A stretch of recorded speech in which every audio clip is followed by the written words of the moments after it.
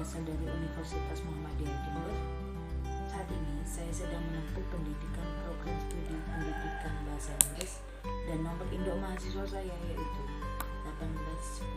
1810231015. Di sini saya akan menjelaskan dan memaparkan tentang 7 Habits of Highly Effective People. Habit yang pertama yaitu be proactive atau menjadi lebih aktif. Di dunia ini ada beberapa hal yang dapat kita kontrol dan tidak dapat kita kontrol. Yang dapat kita kontrol yaitu sikap, pendidikan, keterampilan, antusiasme, kebiasaan, dan hobi. Sedangkan yang tidak dapat kita kontrol yaitu cuaca, politik, ekonomi, kesalahan orang lain, pendapat orang lain, apa yang orang katakan tentang. Dalam buku ini ada 2 cara menjalani hidup, yaitu orang yang reaktif dan proaktif. Orang yang reaktif akan selalu mengeluh tentang keadaan, dan orang yang proaktif tidak mengeluh dan fokus ke hal yang dapat dikendalikan. Sebagai contoh, jika ada siswa yang gagal dalam ujian, dia akan menyalahkan teman karena tidak memberikan jawaban. Sedangkan siswa yang proaktif, meski dia gagal, dia akan terus berusaha agar lulus ujian. Selanjutnya yaitu habit 2, begin with the end in mind, atau mulai dengan gambaran hasil akhir. Semua hal yang diciptakan 2 kali, yang pertama berada di pikiran, yang kedua di dunia nyata. Untuk mencapai tujuan diperlukan memiliki peta. Tanpa tujuan kita tidak dapat mencapai tujuan hidup. Kita tidak dapat mengetahui apa yang harus dilakukan terlebih dahulu untuk mencapai tujuan. Jadi, kita harus mempunyai ide, tujuan, dan visi untuk mencapai apa yang kita inginkan. Sebagai contoh yaitu siswa SMA yang akan lulus sekolah. Kita harus tahu tujuan setelah lulus akan kuliah atau kerja, dan harus mempertimbangkan yang akan baik untuk selanjutnya. Habit 3 yaitu first prioritaskan hal yang penting. Kita harus tahu yang terpenting dalam hidup kita.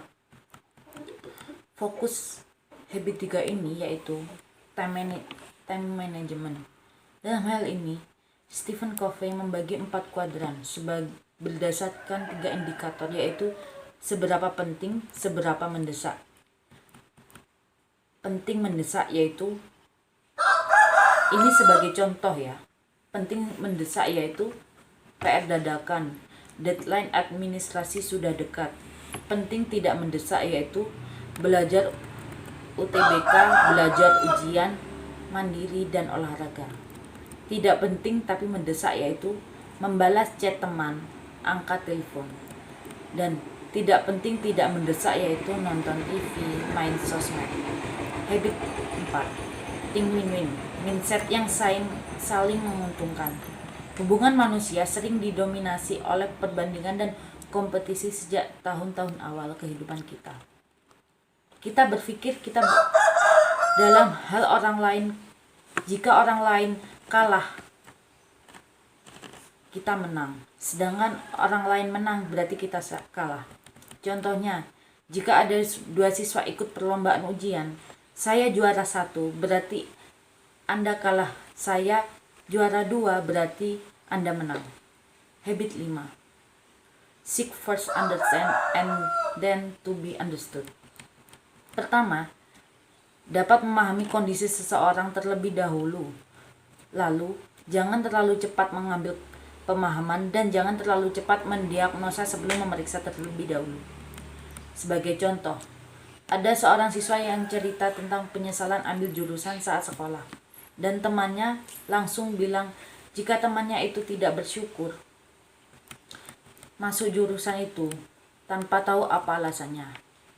Habit 6 yaitu sinergi. Contohnya, ada beberapa siswa yang kumpul di ruangan untuk menyelesaikan masalah. Tapi semua siswa memiliki paradigma sendiri.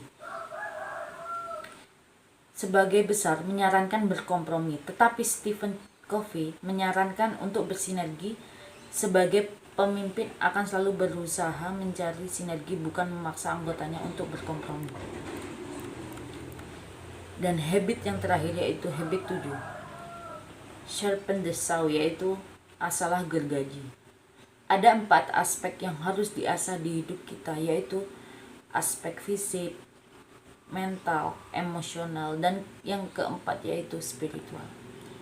Untuk aspek fisik, perlu berolahraga rutin. Dan aspek mental, perlu membaca buku agar kita mengetahui apa yang ada di dalam buku.